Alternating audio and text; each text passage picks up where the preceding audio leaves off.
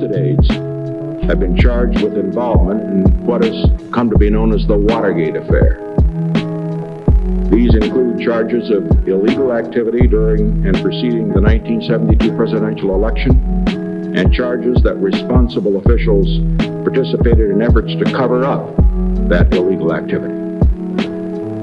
The inevitable result of these charges has been to raise serious questions about the integrity of the White House itself.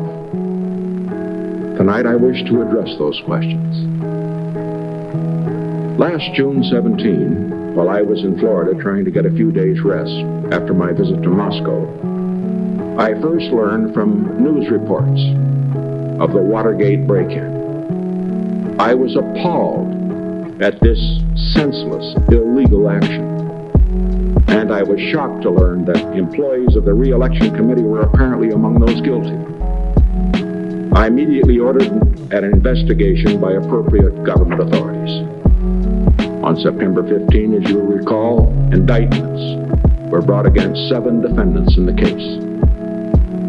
As the investigations went forward, I repeatedly asked those conducting the investigation whether there was any reason to believe that members of my administration were in any way involved. I received repeated assurances that there were not. Because of these continuing reassurances, because I believed the reports I was getting, because I had faith in the persons from whom I was getting them, I discounted the stories in the press that appeared to implicate members of my administration or other officials of the campaign committee.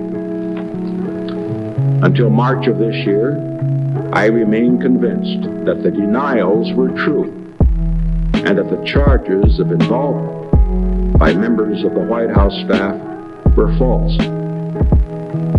The comments I made during this period, the comments made by my press secretary in my behalf, were based on the information provided to us at the time we made those comments. However, new information then came to me, which persuaded me that there was a real possibility that some of these charges were true, and suggesting further that there had been an effort to conceal the facts, both from the public, from you, and from me. As a result, on March 21st, I personally assumed the responsibility for coordinating intensive new inquiries into the matter.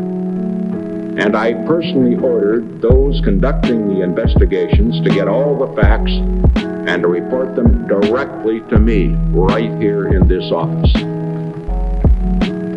I again ordered that all persons in the government or at the Re-Election Committee should cooperate fully with the FBI, the prosecutors, and the grand jury.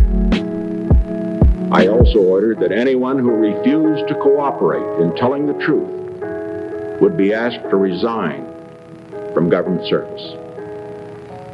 And with ground rules adopted that would preserve the basic constitutional separation of powers between the Congress and the presidency, I directed that members of the White House staff should appear and testify voluntarily under oath.